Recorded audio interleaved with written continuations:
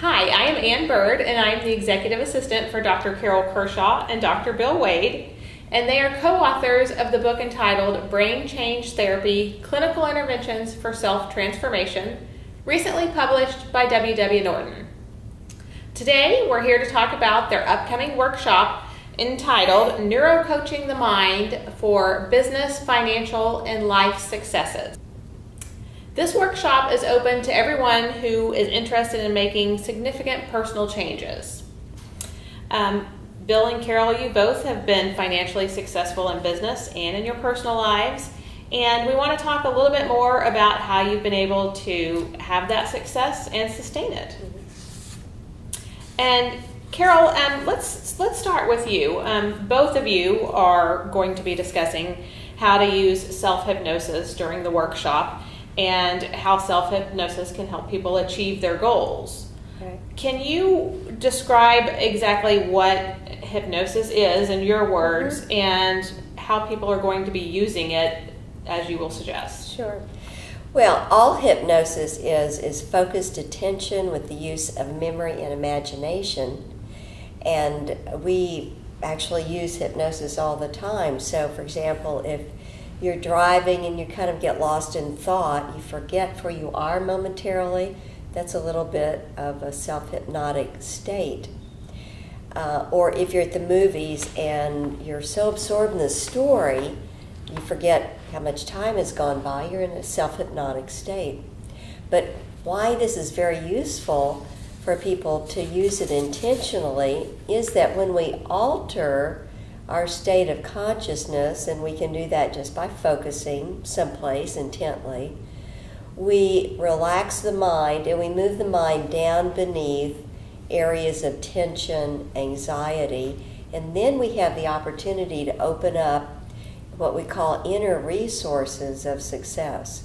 So it's a pretty simple process to learn, but in this workshop we're going to be teaching people how they can do this for themselves without needing us along with them. They can in fact do many things.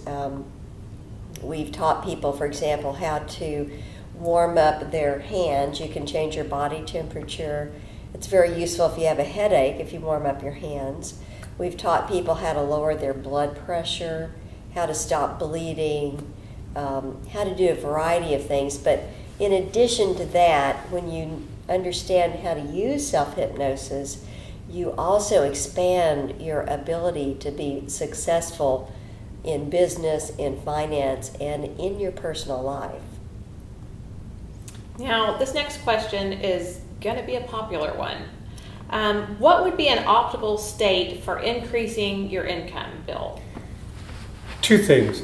One is to learn how to regulate your level of arousal. And athletes call it the zone. And so that's a mid-range of arousal. It's in that level of arousal that the world opens up to us with possibilities. Think about when you're very frightened about something. We tend to lock up. I've worked with business executives who were frightened of public speaking. They could sit down and talk with people and give them the same information with no problems whatsoever. But when they got up in front of an audience, even just around a board table, and did a PowerPoint presentation, they would just lock up. So when we get too aroused, too frightened, or we get too discouraged, too low, we tend to then lock up. We tend to forget what we are wanting to communicate to other people. That's number one, staying in a mid-range. Two is teaching your employees, your students, the people you're coaching, your clients, to do the same. It's important that the people that you work with also learn how to control their level of arousal so that they can expand and see opportunities that aren't so available to them when they're locked up. Second, it's important for a person to be able to tap into parts of the brain that allow for creativity. And an optimal state might be curiosity, play. We know that when people are absorbed with something, a child can spend endless hours putting together a puzzle. A child can spend endless time drawing something or learning how to walk. If we can go back and recreate that sense of natural curiosity, then persistence and achieving our goals become almost a given. Unless a child has some neurological or structural problem, we know that child is going to learn to walk. Part of that is also learning how to redefine failure. When children fall down, they get up again. They may cut a lip, they learn how to tolerate pain, and they then learn how to balance themselves, strengthen their muscles. But there's a drive that pushes them, or pulls them, if you will, towards their goal. If you want to be successful, whether it's in business or in a marriage or parenting or teaching, it's important to be able to break the task down so that if you don't succeed at it, what happens is that you become curious about it. What does this failure, if you will, teach me? What can I learn about that so that I stay motivated? So people who are successful, people who achieve what they set out to do, have a sense of playfulness and curiosity.